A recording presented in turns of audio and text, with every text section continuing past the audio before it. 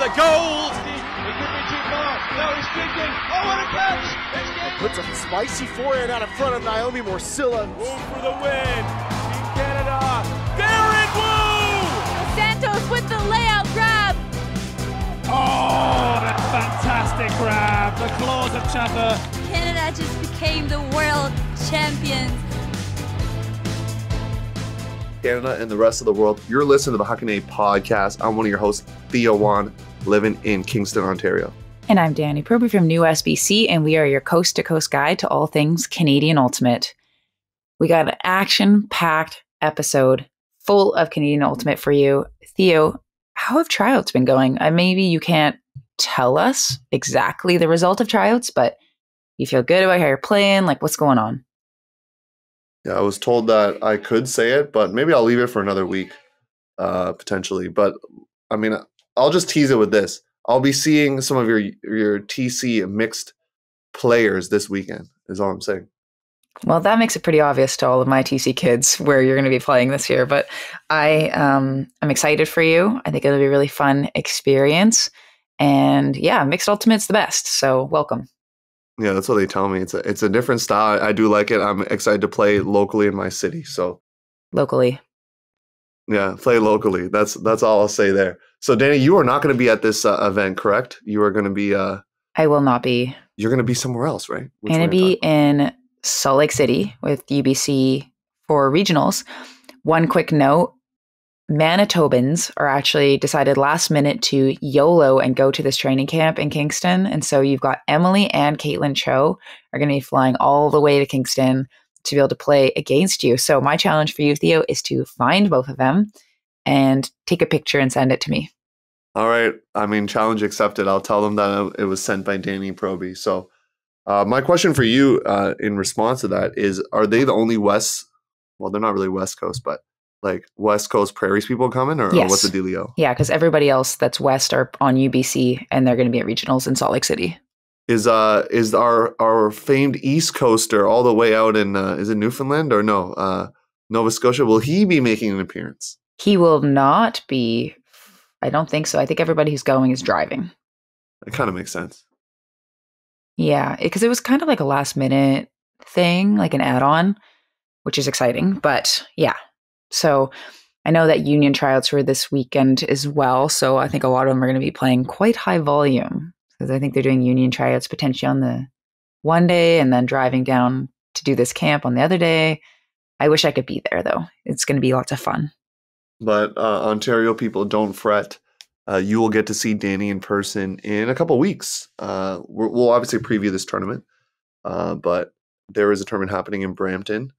May 13th and 14th. And Danie, your team will be there, which is very exciting. You'll be bringing the clipboard, coaching.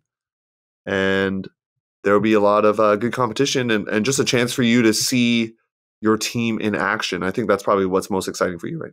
Yeah, playing against other people is the goal. Because I think it's always hard to kind of gauge where you're at when you're playing against your own team. So it'll be a good test for us. I think every team there is going to be excited to play you. I know it happened last year at No Borders. I think all the teams were pretty excited to get some U20 or face them and see the future of Frisbee out there in Ottawa. So that was pretty fun. Danie, any other things you want to share before we head over to the news? No. Some days I feel like sharing.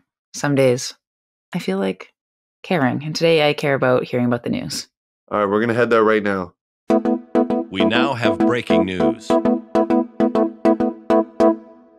Welcome to the news section. We have NSOM invite results to kind of take you through. So, Theo, why don't you run us down through all of the action? Yeah, we're not gonna recap every game, but we're gonna recap the results for you. I was told it was very windy. That's multiple people told me that it was like very bad wind. But TC U24 Open, they go 4-0. Pretty exciting for them.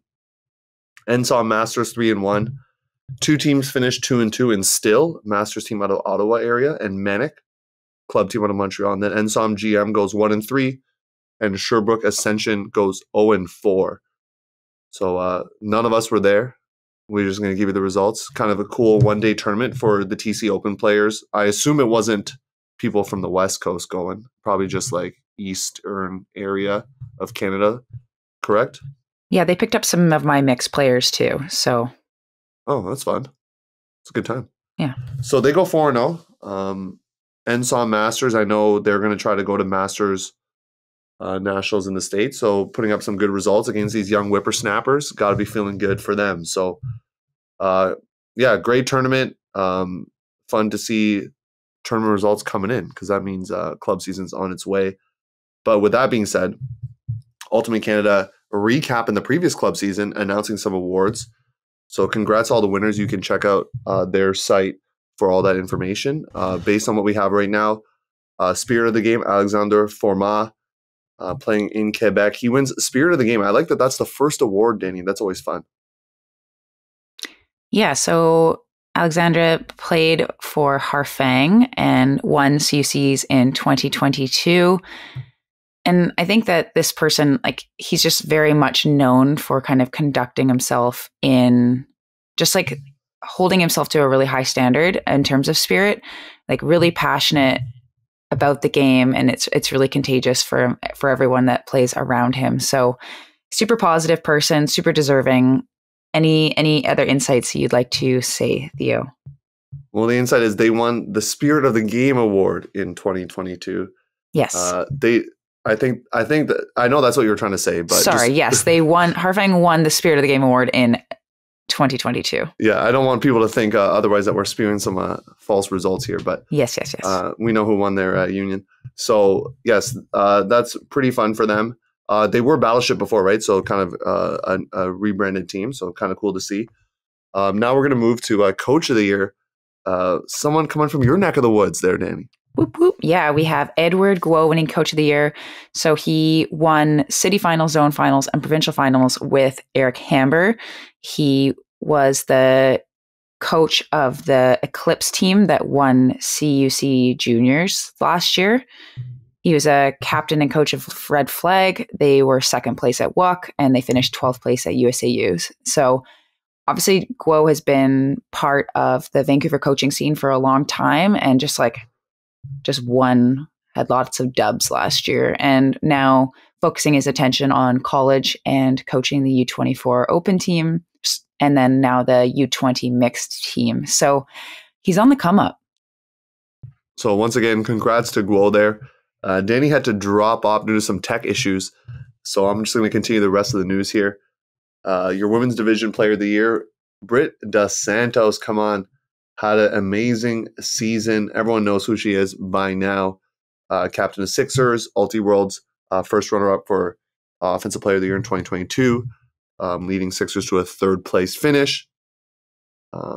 Was what I'm seeing here, fourth place for Ulti World's top 25 players at the World Games. All club. I can keep going here.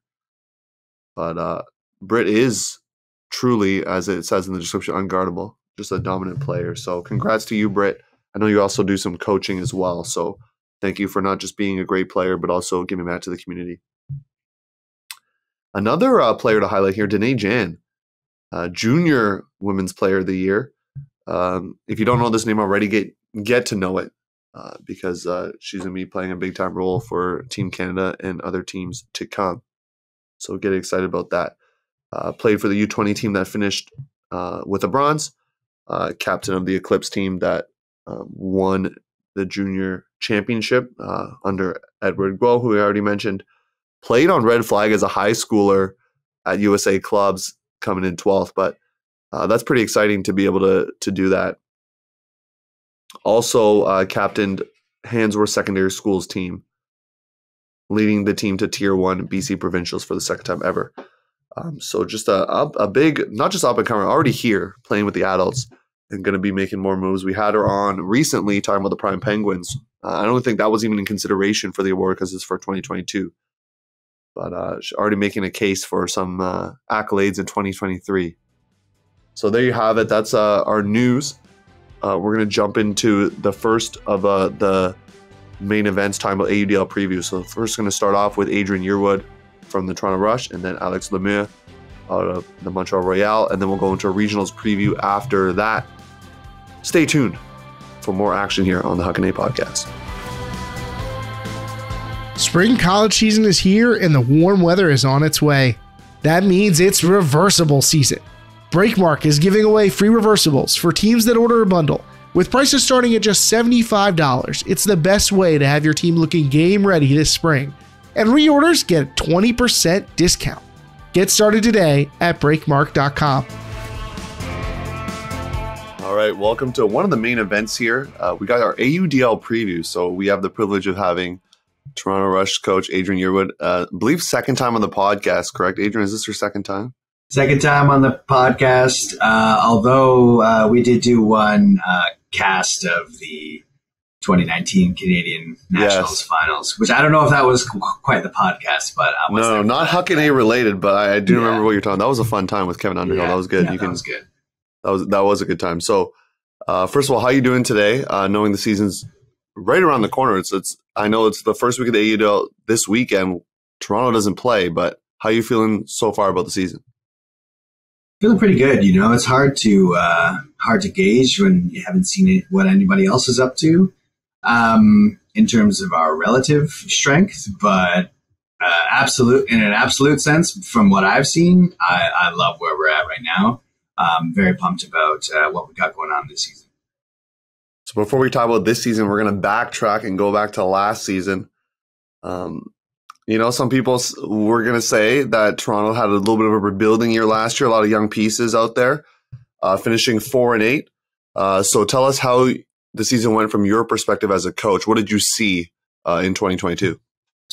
Yeah, I would say in 2022, our main goal was very process-oriented rather than, results-oriented. Our goal was really to be better every game than we were the previous game, and especially better at the end of the season than we were at the beginning of the season, and definitely accomplished that goal. I mean, I think the team looked vastly different at the end of the season from where we started, and even with the growing pains and the gelling and the building that we were doing last year, we still almost kind of backdoored our way into the playoffs. There was a chance. There was an opportunity there, Adrian. There was a chance. So, I mean, I like where we ended off, kind of morale-wise and team-wise, and I expect us to be able to kind of ride that momentum and that keep on that trajectory and hopefully do some serious damage this year. And in terms of wanting to do the damage, what were some of the goals you put in place with the rest of the coaching staff and some of the leadership heading into the offseason? What were some goals you had? Some goals that we had were to at least, first of all, try to retain, the guys that we had invested into and keep that momentum going. And then our secondary goal was just to do whatever it took to kind of put ourselves in a position to be a contender this season, because especially, looking around the league, a lot of other teams were making moves and personnel were shifting around from team to team or coming out from not playing in the league. So one of the things that we wanted to do was, hopefully bring a few guys back into the fold who had been there previously, guys like Mike McKenzie, and, bring some new guys into the fold like Ty Barbieri, who's, an excellent player, and both of them World Games players last year. And, those are two big pickups for us in the off season that we made. And then after the Ottawa was announced that Ottawa was dissolving, I mean, that was another kind of thing where we were thinking, all right, we've got to, look to the east a little bit and see what's going on there and see where their heads are at and which of them would be willing to come and kind of, try out for us and be a part of the squad. And, I'm really happy with the pickups that we made in that arena. And, so I think we set out to basically put ourselves in a position where this year we could contend for a playoff spot, and I think we did that. The East is looking very strong. DC made a lot of pickups, as you probably know. So yeah, DC looking good, and of course New York is the big beast out there. So a very tough division, but Toronto adding some pieces, and you mentioned that some additions, right? Another addition or the Ottawa additions, Jeremy Hill, Jeff Bevan. There's a couple others as well. How have those new pieces started to fill in with the squad that you've, as you mentioned, invested in last year? Yeah, well, guys like Bevan and Hill, unfortunately, we haven't been able to see a whole lot of them at practice just because the commuting, the distance is a bit tough to manage on a week-by-week basis. But in the times that we have been able to see them at practice, I've really liked what they've been able to bring, as a duo on the field together, those guys. And, just as a part of kind of the overall strength of the team, they're very happy. Other guys that we did pick up from Ottawa, Reese Toogood, Curtis Campbell, the guys like that, we've been fortunate enough that they've been able to be there for all the practices that we've had so far. I'm very pleased with the way that they're gelling in and mixing in and pushing guys to be their best and push each other, whether it's on the track doing fitness or whether it's on the field doing running strategy or running drills. It's been a really positive environment so far. Seems like having those new quote unquote new additions that have the AUDL experience, that really is gonna help the team here. And it's a little cold. It's getting warmer, but there was actually a very good warm spell the other week. You probably remember that. That was nice. But how has the team been preparing in terms of practices? I don't want to give away all your secrets here, but how have you been getting ready for 2023 with your first weekend? You got to play in the Empire first game. So how have you been getting ready for that? Yeah, well, we've been fortunate enough to be able to secure some dome time. We definitely haven't practiced as much as I would have liked. In an ideal world, we have been going to a week for the past 2 months or so, which would have been great. Obviously, we don't live in a perfect world. And, that said, that we have been able to maximize the time that we have had in the domes. And we've only in the past couple of weeks been able to start getting outside, which has been really great. Somehow we've dodged the inclement weather. Even we had a practice on Saturday where for the entire morning and the afternoon, it was pissing rain the whole time. And then, 6 p.m. rolled around for our practice and it was beautiful weather the whole time. And it was really nice. And it was just a tiny bit windy. So it was a little bit, but the rain held off. And as soon as we got home, then it started raining again. So kind of looking to maybe find a bit of inclement weather next weekend so we can get that under our belt, not in a game situation. But I can't complain too hard about the practice situation because even though maybe it hasn't been the volume of hours that we'd like, we've been able to maximize the actual effectiveness of that practice. So I've been happy with that. And with that first weekend, I believe it's May 5, 6, something around there. You got New York and then Boston. Boston, a team that, they're going to try to compete for the playoffs as well, that final spot. So what are you looking forward to in that first weekend? Like I said, I don't want to give away all your secrets, but how are you trying to manage things knowing that that's a pretty big weekend? It's the first one, but it's still a big one, especially coming to playoff seeding and trying to get there. But yeah, that's going to be a big litmus test for us for sure. Boston's a team that we split the series with them last year, and that's a team that's probably on a very similar trajectory as us. Looking to take that next step this year. So that's going to be a big one for us to kind of get it out of the way first and see where we're at and use the lessons that we learn, whether there be positive lessons or negative lessons in that weekend to kind of propel us through our practice strategy for the next couple of months, our game strategy for the next couple of months. So I'm very happy that, it's a tough road weekend. It's always tough to have a doubleheader road weekend. But having it at the beginning of the season is kind of a blessing, to be honest, because we just get it over with.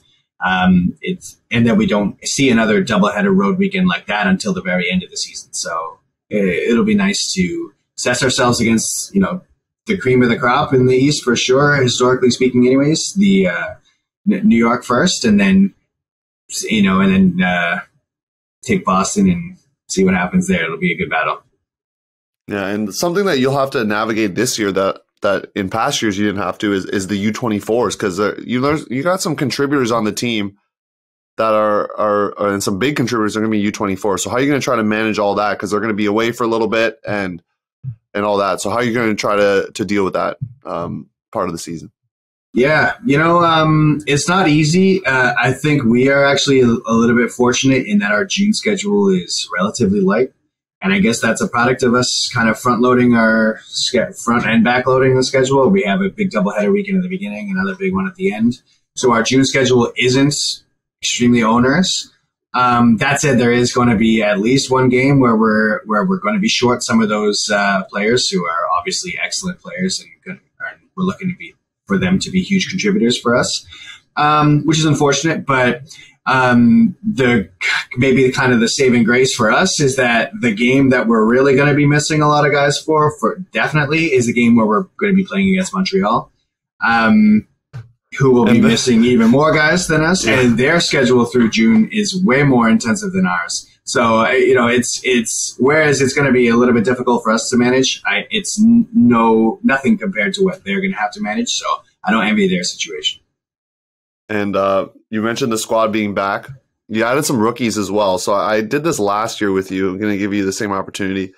Who are you looking? I know you could say everyone, but a couple rookies that you're looking to see step up here and contribute right away. Yeah. Well, I guess technically not a rookie, but still a rookie in, effectively a rookie. Dax Miller is played one game, so I think he might have lost the rookie status. Yeah, so he's kind of a rookie, but he was at least practicing with us last year. Yeah. But definitely like a rookie in terms of his like full roster status, but I think it looks to me from a glance that he's probably put on about 25 pounds. That's what a lot of people have been saying out here in Kingston. That's that's the word on the street. Since last year, like in a good way, not kind of a freshman 15 type of way, like in a, oh my God, this guy's a monster kind of way.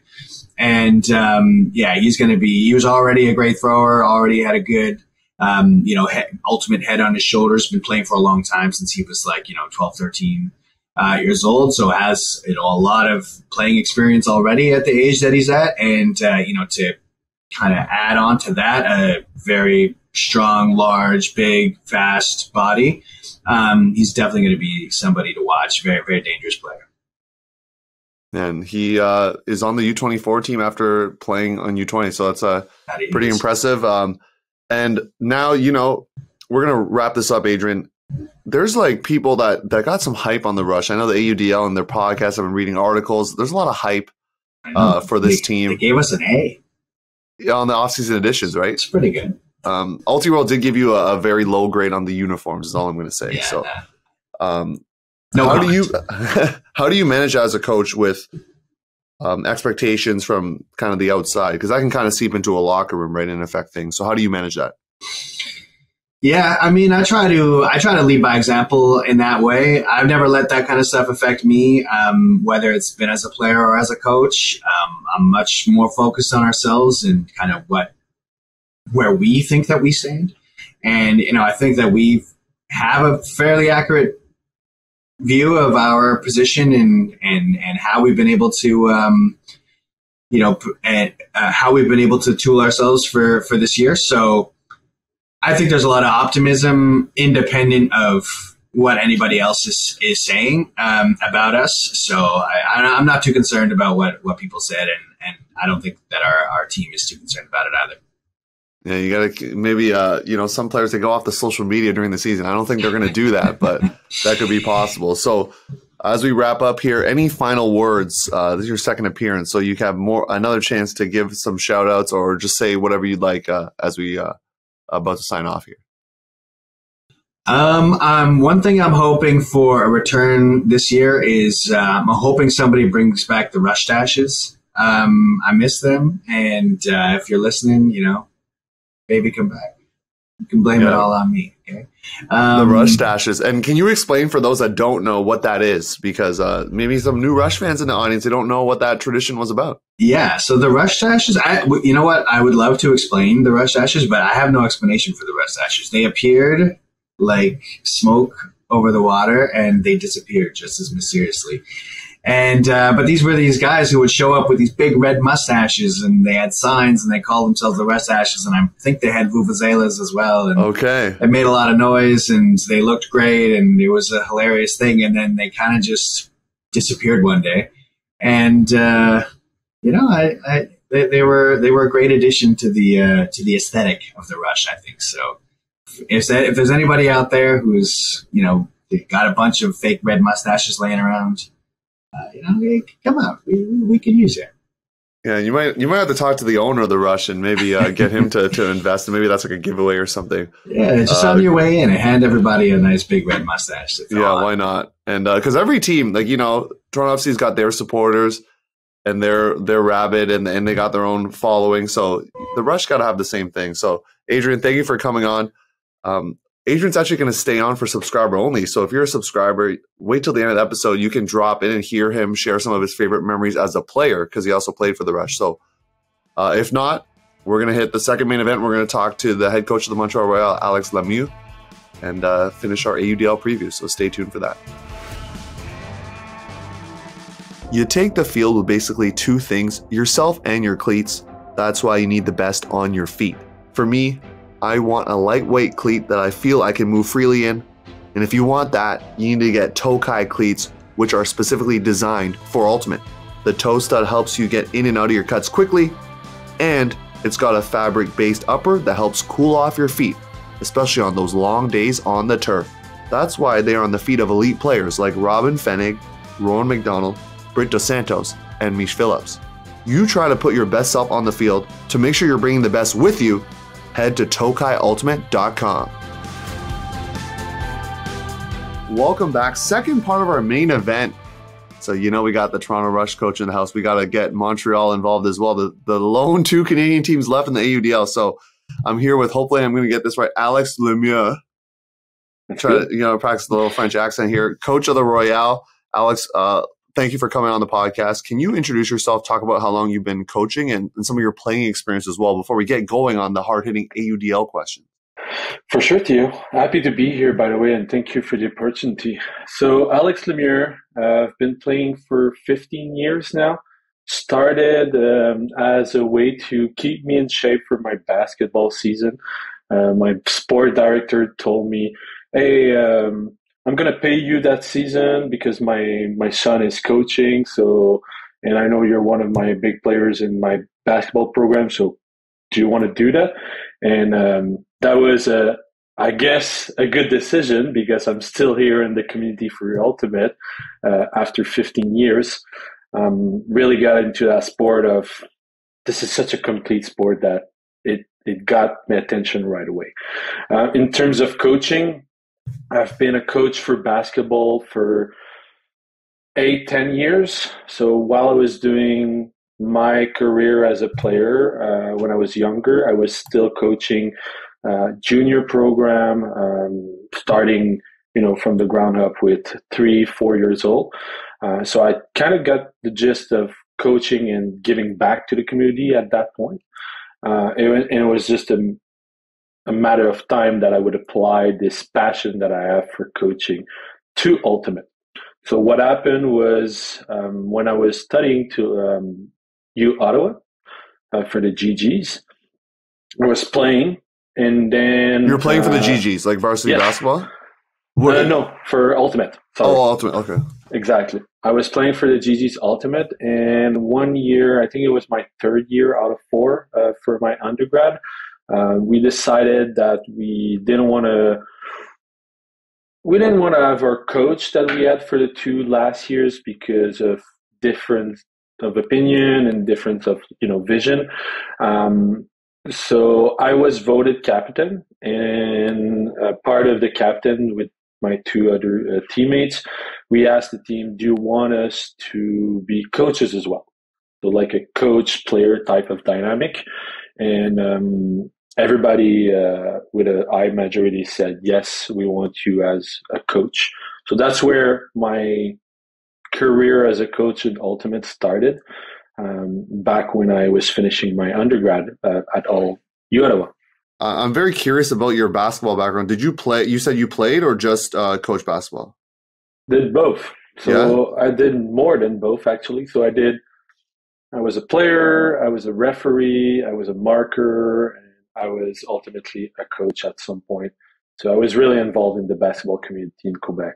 Okay. And, this is off the cuff question, but can you tell me your player comp? So when you were playing basketball, who would you say you play like? Are you a shooter? Are you someone that works down low? Like, what player are you like when you were playing basketball?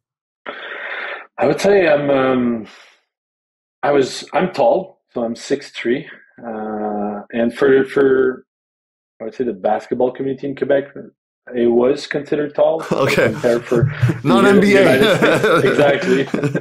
So people expecting me to play center or power forward, but I was a skinny dude.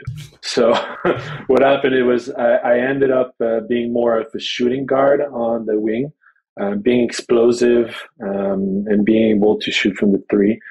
So I would consider myself like a quick shooting guard, able to handle the ball really well and attack the key at the certain moment, and that really helped me with the transition towards ultimate, because I'm an handler, so it's kind of similar of distributing. Exactly. I like that. Okay, so you talked about getting into coaching a little bit there with Ottawa. So talk specifically about coaching the Royale, though, because you've coached. We talked about this off air. You've coached the McGill women's team, the A team. Yeah.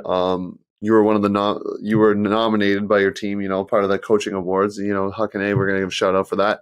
But what led you to coach with the Royale specifically? I would say, like, if you would have asked me that 6 months ago, didn't have an answer for you. Because what happened is when the general manager of Royale reached out to me back in December saying, "Hey, you're on our short list. We want you to apply for that position. We see potential in you." I look at myself in the mirror and say, where do you see that, to be honest? Because I didn't think I had the experience to be coaching at this level. Went into the process, and I discover a passion for coaching high-level athletes, where we can work more than just work on fundamentals and basic strategy, but really talking about the mental aspect of the game and talking like improving to compete and ultimately to win. So in the face of, wanted to have a team where I could establish principles and adjustment, and I could see the results right away. That kind of like talked to me throughout the process of the hiring process with them. And it kind of pushed me to challenge myself to really become a better coach, I would say. So I went into this experience or adventure, call it what you want, with an opportunity for me to grow, but at the same time to give back to the community using my strength and my coaching skills, which are a little bit more axed towards human skills. All right. No, it sounds good. And now that you've been selected there, Alex, you've obviously have to make some team selection. So can you talk a little bit about team selection? You've been a coach for many years, as you mentioned. So clearly team selection a big part of coaching. Yeah. So talk about how that went specifically for you and the Royale this season. Sounds good. So first thing, we had a rookie camp where it was open to everybody that wanted to try out for Royale. So we really wanted to be inclusive. So anybody from anywhere could participate to that. And we gave a shot to, elite players, performance players, people from out of town, or people that have been trying out for years and years and years for Royale. So that was our way to say to the community, hey, just be there, experiment the challenge. And that really went well. We had a 3 hours and a half tryout where a portion of it was based on physical tests, but in a specific manner to ultimate. And then we had a few drills and a game situation drill at the end. And it really, it was such a great experience to see all those boys because, as you mentioned earlier, I've been coaching more women in ultimate. So that was an adaptation that I had to face right away, where I didn't know the players. I didn't know the pool of players in Montreal, in Quebec, in around the province. So I really had to put myself in a situation where, okay, I need to observe everyone to the same value. I had like no, I would say, coach's bias we see sometimes where, I know that athlete already, so I can already comment on it. From my perspective, from my first experience with Open Ultimate in Montreal, I had to start from the ground up. So that was a really good experience, and we went ahead with a good selection committee that was part coaches, part players, and I was the middleman, I would say, between the three coaches and the three players. After the first tryouts, we decided to cut, I would say, more than half of them. That gave us like a 25, 20, 30-ish players left to evaluate that we added in to our previous roster. So for the second tryout, we had a 50-ish players tryout where we had 20 veterans plus the 30 I just talked about, which are rookies. And it gave them a challenge of showing up against the last year veterans. And we wanted to, in terms of inclusivity, to really give a shot to everybody. So it was communicated honestly with the previous players that, hey, you still need to try out. Yes, you did the team last year, but there is no signed contract at the moment. There's no, you don't have your spot yet. We know you and we respect you, but I think it's fair to the community that you can try out like anybody else, and we're going to evaluate you at the same level that the newcomers. And that gives a lot of challenge to our veterans, where they had to really challenge themselves to not take that for granted. And after all, it was a good experience. Yeah, you did something very unique that I'm not sure if other AUDL teams do, which is the rookie camp that you mentioned. So for those that don't know, as you mentioned, only invited people that weren't on the team previously. Even if they played on another AUDL team, they weren't on Montreal, they'd have to try out. So that's kind of cool, because then you can kind of sort out. It probably makes it easier for you. So I'm going to give you kudos for that. I'm not sure who came up with it, but it was a good idea nonetheless. So I've been looking at your Instagram. You guys have been practicing, it looks like, outdoors, which is great.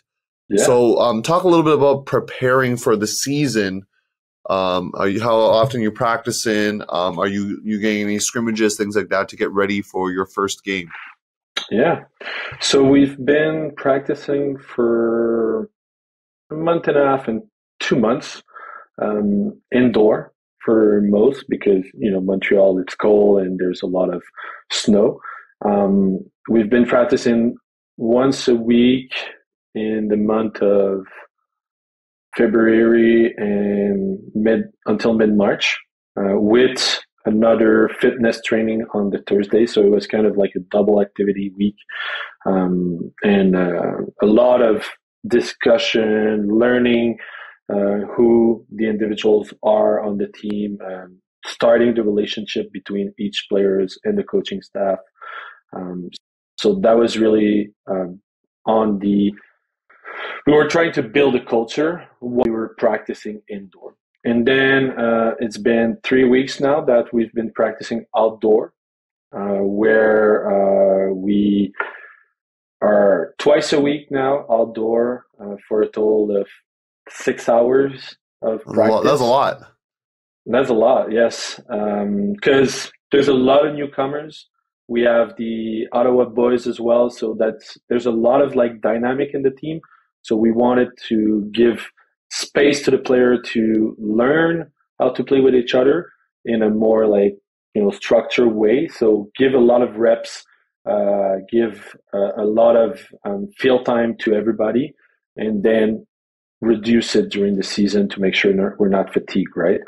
And the last weekend, we just had our first training camp all together. We had the Saturday where our U24 open boys were not participating to the training camp because they were in a tournament for some invite. And on the Sunday, we had a practice with everyone. And that was on purpose because of the dynamic of the U24 this year. I know we might talk about it a little bit later, but yes, there's a strange dynamic with that. So we really wanted to work on key components with a certain group and then work with other components with everybody. We are looking to, like I said, learn to play with each other because there's a lot of new players. Building a team culture where the team's interest is in front of personal interests. So that's always been the objective for this year, where we put our self-interests on the side and we do everything for the team. And that's something that was lacking in the last years. So we've been really hitting, the head on the nail just to make sure that we're committing to that objective and we're working as a team and a unit instead of being a collective of individuals. Implementing a lot of new things, it sounds like, which is great. And you did mention U24, so let's go there now. Good. Montreal has a great honor of having so many U24 players, which is really cool. And so how are you going to manage that? Because obviously there's going to have their own training camps and some things and workload. So how are you going to manage all that in making sure that they're helping out the Royale, but also that they're fulfilling their Team Canada obligations as well? Yeah. So from the get-go, I've been in conversation with both entities that are affected by this particular situation. I've talked with Chris Artabello for the Open and your colleague, Danie Proby, for the podcast. So we've been talking about how do we want to make sure that both projects will be fulfilled in the way that the athlete is not overplayed, overpracticed, and still perform at the highest level for both projects. So we've been talking about tapering, game structure, certain aspect of like not playing them for when it's a buzzer beater situation because there's a lot of potential for injuries. Yeah. Exactly. We've been also establishing timelines in terms of June, where they're leaving for the Worlds at the end of June, beginning of July. So we've been introducing those tempering breaks throughout the month of June in a manner that it makes sense for everybody. And it's not just like an arbitration like decision, right? Just saying, hey, you don't play or you play there. But how does it make sense in terms of physical preparation, mental preparation, and injury management and everything? So there's a lot of component there. I could talk to you about the details of it, but what I want to say here is I'm really happy with the collaborative discussion I've been having with TC. They've been amazing on their end to really make sure that both project works and we're putting the athlete in the center of our decision, but at the same time respecting each other's program. That was one of, I would say, success as a coach from the start of the season, where we could establish that collaborative discussion with both of them. And I'm really proud of the work we've did as a coaching staff and organization with TC. Right now, what we've been saying to our U24 players is they will be available for 6 games. So that's the cutoff. So 6 games out of 12 for the regular season, meaning that, being available doesn't mean you play. But I think they have a good chance to play if they can show that they have commitment, they have heart, and they are the individual for this matchup we're going to do this weekend. So that's something I've been saying to all the U24 players. Let's not take for granted anything. I want you to work hard. I want you to commit to both projects. Show me that your heart is in the game, and you have the skills and the tools to help us during that specific matchup, and you'll have your 6th game. All right. I mean, you gave me more information than I thought you would give in relate to that question. So I do appreciate that. The 6-game rule, people probably didn't know that. So you get some good info here on the podcast.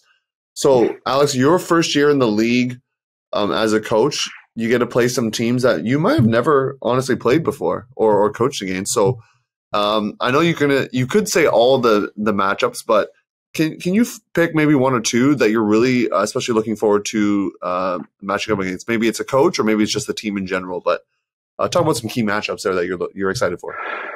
Sounds good. So really excited for our matchup against Philly or Boston.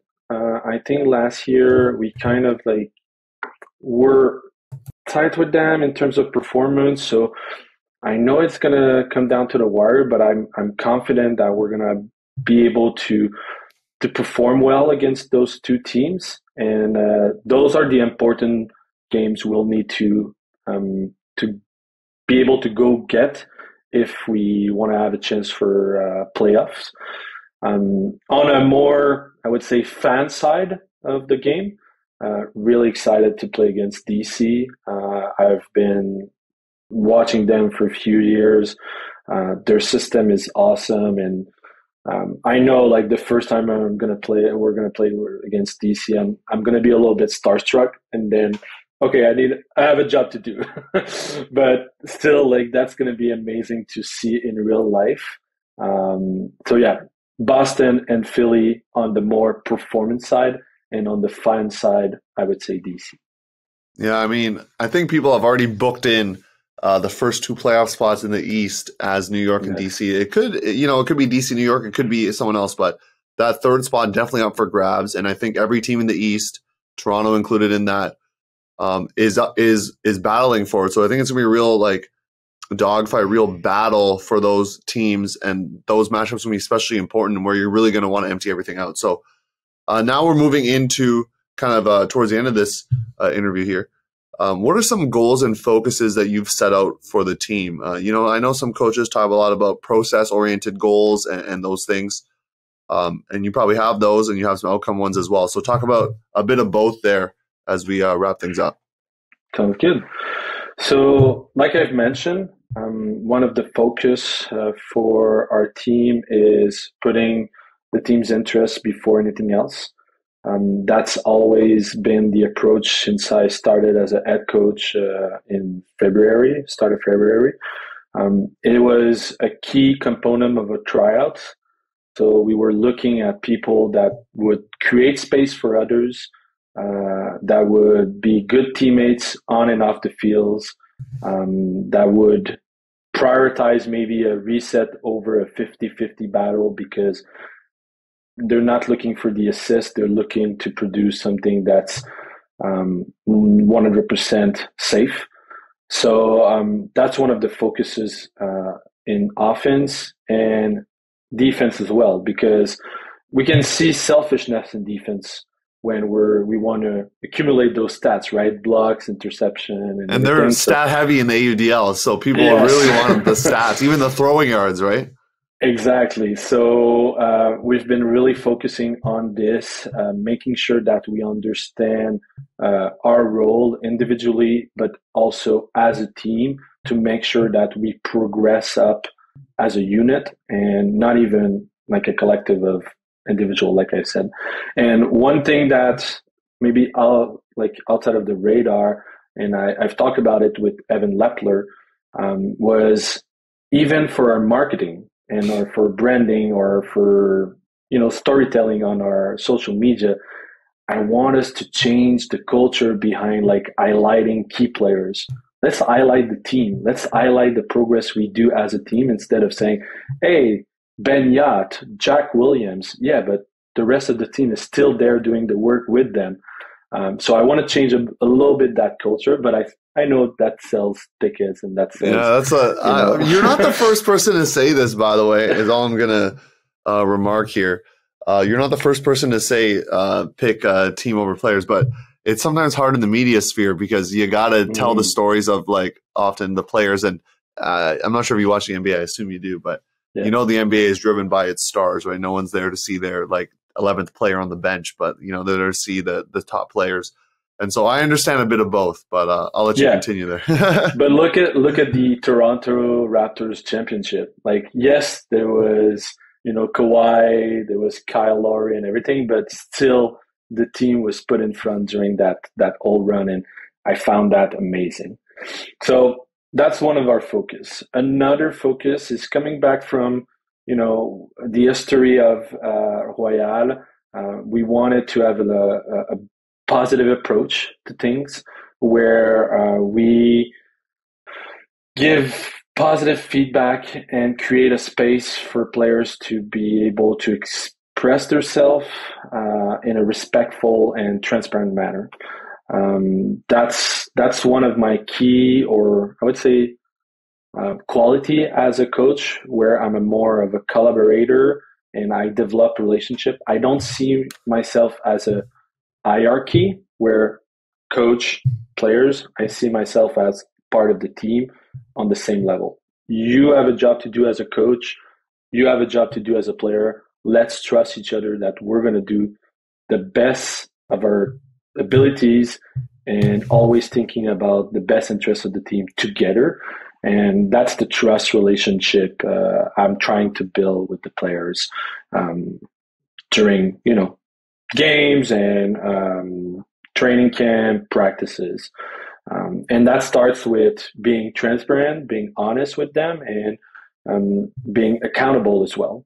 So making sure that they understand, hey, I'm able to own up my responsibility in certain things, and I expect you to be able to own your mistakes, and making sure we're working upward instead of downward.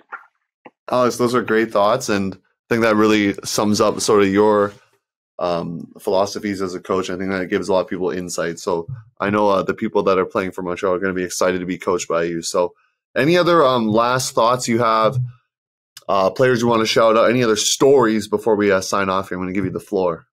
Sounds good. I'd say one of the great story about this year is the merging of the Outlaws and Royal program.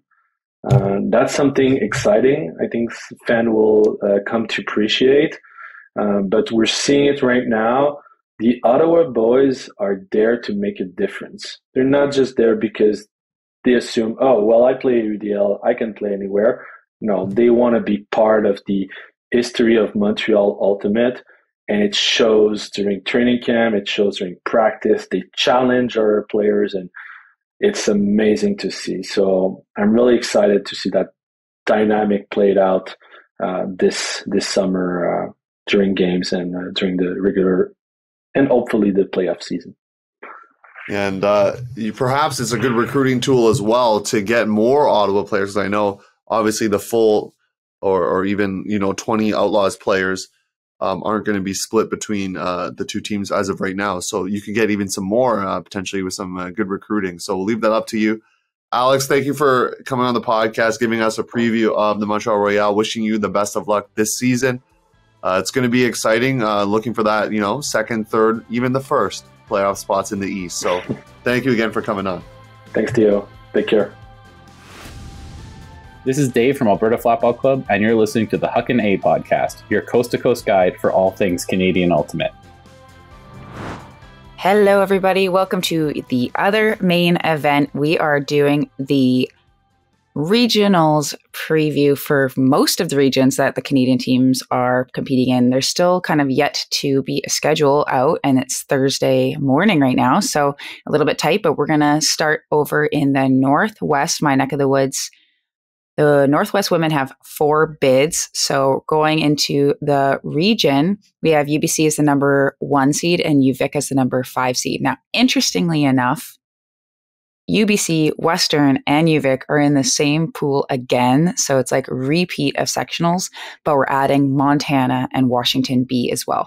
So the other pool has UW, Oregon, Utah, Montana State, and then Utah State. So how it works out is that basically, if you win your pool in this region, you are in finals on Sunday. So it looks pretty good for UBC to be able to win their pool, like knock on wood. Crazy things have happened. Like we almost lost to Oregon at sectionals. So I think we got to like make sure that we're very not taking anything for granted, basically. But if UBC can hold seed and win the pool, they'll face off either against UW or Oregon in finals on Sunday.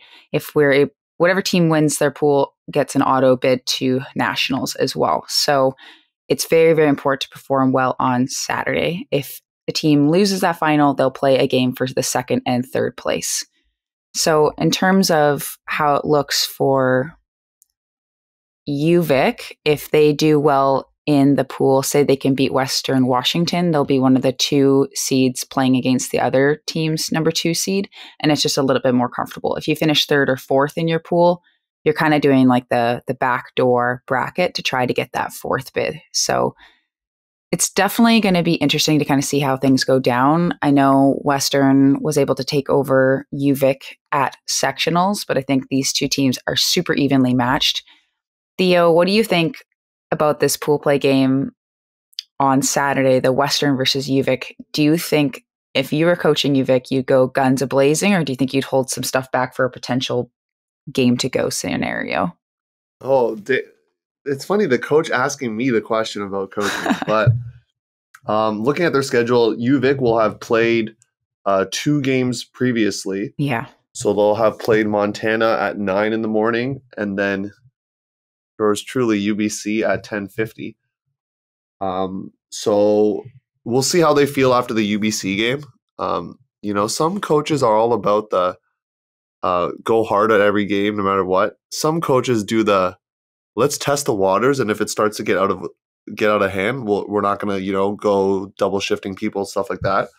So I hope to see UVic taking that approach, and if it's a winnable game, go for it. But if not, maybe rest some people so that they can go guns a-blazing against Western Washington. As you mentioned, if they can finish second, you give yourself a little bit of breathing room where even if you lose, correct me if I'm wrong here, Danny, even if you lose on Sunday in that first game, you still have a chance. Yeah, if they come second in their pool, they win that first game, the Battle of Twos, they would make it to nationals. If they come 3rd or 4th, they are kind of in like a weird semi in the morning, so they wouldn't be out. And if they can come second in the pool, it's definitely a big advantage. I think you have more opportunities to get bids, and it's a little bit less like your back is against the back's against the wall. Back's against the wall is true. If you do play that quarters, you have to basically win out, and it's like 3 straight, 9 a.m., 11 a.m., 1 p.m. So a little tougher road. So I think to answer your question, yes, you go full guns a-blazing, trying to beat Western Washington so you can get second in the pool. All right. So one thing that I think is interesting about this is that there's going to be 4 games on Saturday and then potentially a few games on Sunday. And I think the advantage that UVic has over Western is the fact that even though they're a small team, all the players on their team are contributors. And I think that that's an advantage in like the long game. So even if UVic isn't able to beat Western, say on day 1, I think that they might have the edge on day 2 just because of their depth and being able to kind of rotate through 2 full lines. So I have good faith, hope, vibes, feelings that UVic is going to be able to make it to nationals. I want them to go to nationals so badly. And heck, why not take the second bid, the third bid, whatever. I think it's going to be a very interesting Sunday, and I have a feeling that things are not going to go to seed. Usually regionals, a lot of wacky things happen. Yeah. So I remember one year like Lehigh beat Pittsburgh in the men's division. It was like a big deal because Lehigh was like a nobody. So it does happen, but you just gotta, as you mentioned, play the long game.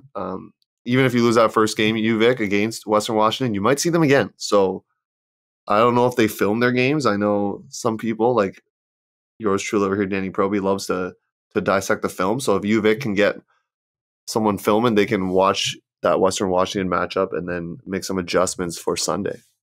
Yeah. Now, going over to the open division, we have these kind of two pools that are kind of like clipped pools. So instead of playing everybody, they go right into sort of a semis and then a finals. And then there's two pools of three. So the clipped pools have 4 teams. The pools of 3 have obviously 3 teams. So UBC is in a clipped pool. So they're starting off. Who are they playing? Washington B to start. And then they're going to be playing the winner of Western Washington and Washington State. So I was talking with somebody on UBC, and they actually potentially could play 3 different Washington teams on day one, just like the way that the bracket went. It's just interesting. So basically, if they can win this pool, that would put them in a really good place in the bracket, and then they would be avoiding Oregon and UW until later on. And if they are unable to win this, say they lose to Western Washington, they're in a bit of a hairier situation. So UVic is not in a clipped pool. They're in a regular pool. So they'll be playing against UW and Gonzaga. It's very cool to have new teams to talk about, because I feel like we keep talking about Derry. We talk about Oregon State. So to have Gonzaga out here, come on, just reminds me of NCAA basketball. So, all right. Now, okay, if UBC wins their pool, their likely crossover is going to be against UW. There's a lot of other things in this schedule that are kind of TBD based on how these other pools go.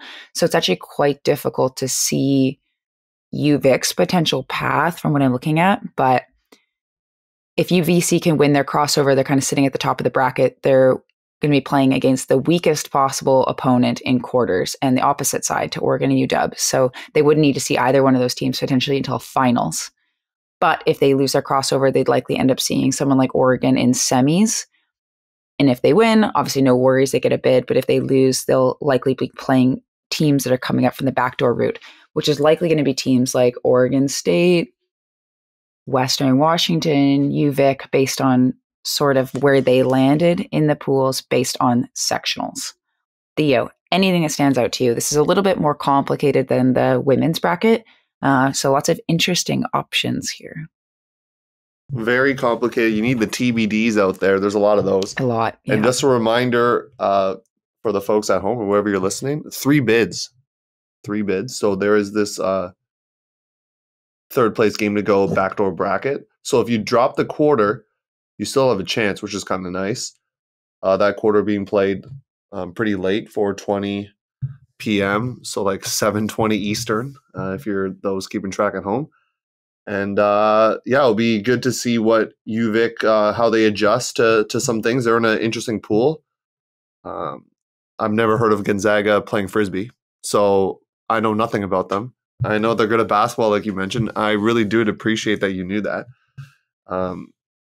But the UW game will be very fascinating. They get that kind of cool the way it works out. They get that as their first game, 10:50 a.m. So I don't know, Danny, what your opinion is on that, but Washington has to play Gonzaga first, and then they play right away against Victoria. So is that an advantage, UVic, or I guess it depends on the player. Some of them like that first game warm-up, some of them don't. I personally like to come out against like a medium strong opponent. I think if you get against an easy opponent, everyone kind of like relaxes a little bit. And I think we kind of saw that with UBC at sectionals. Whereas if you play with a team that at least runs at speed and they're quite quick and they're aggressive, it does kind of get you prepped for a bigger game. So I don't like playing like a low seed right away. A medium seed is kind of the sweet spot. So we'll see how Gonzaga is for UW. UVic doesn't play before. So like we said, there's a lot of scenarios. So we can't give you all the scenarios for UVic, but 3 bids in this region, and it's going to be very fascinating. I know Utah State has been a good team in the past. Obviously, Oregon and UW currently are sitting above UVic as well as Oregon State. So UVic, the 6th seed. Some things have had to happen, but UVic has had made nationals in the last few years, so I know it's possible. Yes, it is possible. I think the open division is going to be wild. There's 6 teams that could get in a bid and there's 3. So it's going to be intense, stressful. My dog is so stressed out. If you can't hear her, she's like panting. You know what I mean? She's just like very, very anxious. If you had video, you would have been able to see her cuddling me too. But unfortunately, no video. You can't see my cute puppy. But she's also excited. Now, Danie, are we good to move on here to the Metro East? The Metro Easy. The Metro Easy. So first bit of news is if you haven't already, check out Deep Look's Regional Picks podcast. The listeners picked Waterloo. Like a lot of them picked Waterloo to get the bid. But unfortunate news for you listeners, Waterloo is not attending regionals. We had talked about last week that they might be, and we talked about, we had discussed that. So they are not going. So they don't have a chance to go to nationals, unfortunately. But do not fret. There is one team going. That's the Carleton Ravens out of Ottawa, Ontario. So they are seeded, looking at it, 7. They're in Pool B with Huckin, who has made nationals recently, as in last year. I saw their sweet basketball jerseys at nationals last season. It was pretty fun. Syracuse Doom, and then another favorite, SUNY, another SUNY school there, Danie, for you. SUNY Albany Scam. So that is their pool and how they're set up here. Obviously, their toughest opponent is going to be Huckin. They defeated Yale in their conference final 13-12. And Huckin has lost to Rutgers, who's the number 1 seed. Some would say the favored team here, but you never know with Metro East Regional. So Carleton, we had talked about this before. They brought in kind of a bare bones squad. I don't think they're going to bring a bare bones squad this time around. I think they're going to have a few more. I was told that their exams finish like on the Friday. So it's in Batavia, New York, which isn't like too far compared to like if it was further down in New York State. So, or even in New Jersey, for example, if it was like at Rutgers, it'd be worse for them. So maybe they have a chance here, Danie. Okay, this might be a stupid question because I'm from the West, but what does SUNY stand for? I assume it's New York something. Okay, well, let's play a guessing game. Do you even want to try to guess? Something University of New York. Yes, you got it. State University of New York is what State University of New York. So they have a bunch of like state schools. So they're also on this schedule. They have SUNY Binghamton, the 13 seed, and SUNY Stony Brook, the 10 seed. I believe it's also SUNY Buffalo. So many SUNY teams. Yeah. I think it's just part. It's kind of like how there's like a California state school system. It's similar in the state of New York. So for Carleton, they're going to play Albany first at 9 a.m., then Syracuse at 11, and then of course it's the anticipated matchup between them and Huckin at 1 o'clock. And then from there, there's going to be some crossovers happening. And then you get into traditional quarters, semis, final. It kind of is easier to look at here because the Northwest men's schedule, very confusing. But this schedule, very easy to look at. You just got to win the whole thing and you're going to nationals. That's it. Yeah, that's all you get. There's no backdoor brackets. It's just like you just got to keep winning. Okay, question for you. Do you think Carleton is underseeded or accurately seeded here? Based on their results at sectionals, I would say they're accurately seeded because they didn't perform their best with a lower roster. So, I mean, they did lose to Cornell. I'm looking at their schedule. They did beat Syracuse already previously. And they lost to the Rochester Institute of Technology, RIT, which is seated above them. So I think they're fairly seated. And I like that they avoided having to play teams in their conference again, which unfortunately you don't have the pleasure of doing. But the Metro East had a few more teams, so I think they could spread out that geographic diversity there. So that is the setup for Carleton. There's another Ottawa team in action, supposed to be in action this weekend. But unfortunately, we cannot deliver you the schedule. So the U Ottawa GGs, the women's team, I think they're going to be a pretty high seed for winning their section. So probably like got to be at least top 4 for sure, with Binghamton and Yale up there as well. So we don't have a schedule, so we can't preview it for you. I don't know what else to say. We were waiting. We were waiting, weren't we? Yeah, we were waiting. We recorded this podcast quite late because of it, but it never arrived. But we'll make sure that we give that region some love in our recap episode next week. Yeah, the important note says this event is in flux due to a last-minute scheduling conflict. More info coming ASAP. The ASAP has stayed there for, I think, a couple days, but Once we find out the info, we'll let you know. And if you're wondering why aren't we talking about another Canadian team, it's because they're not in action this week. They're in action next week. So New England Regional is going to be very exciting. We'll preview that next week where McGill's in action, and we're going to hope that McGill, you make it to Nats. It'd be fun to have some West Coast and East Coast Canada representation at U.S. Nationals. So, Danie, any last thoughts before we sign off this Regionals preview? Good luck to everybody. Please help me say that we can send at least 2 Canadian teams to Nationals this year. And that's at least. I would love it if it was 3, 4. Let's make it a Canada takeover of USA College Nats. Make them angry. Why do we let these Canadian teams come play with us? Especially when they steal the bids. That's always the worst. So, yeah. We'll be right back after this break. Hey, this is Naomi Peterson from the University of Ottawa, your 2022 Huckin A D1 College Women's Rookie of the Year. And you're listening to the Huckin A podcast, your coast-to-coast guide for all things Canadian Ultimate. Well, that's all, folks. Thank you for joining us for this mega episode. We had AUDL stuff, we had regionals preview, girthy news. Theo, what do you want to say to all the teams competing this week? Rep the Canada flag, sing the anthem before the games. I know some American teams do that. It's always fun to see that. But don't actually do that. Just play your best, and we know that there will be some Canadian teams out there. And this is, once again, we're beating a dead horse. We know we say this every time. Canadian teams, college teams, next year, you got to go. That's all I'm saying. You got to go. Plan your season around. Don't plan it plan now for next season. Don't go into December of 2023 be like, oh, are we going to play college season?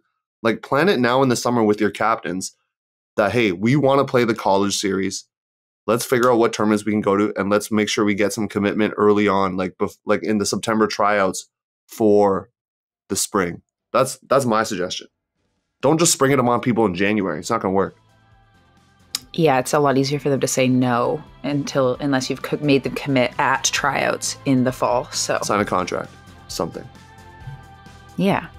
All right, that's it, folks. Thank you so much for listening, and we will see you next week. We're going to be recapping regionals and so much more. Bye.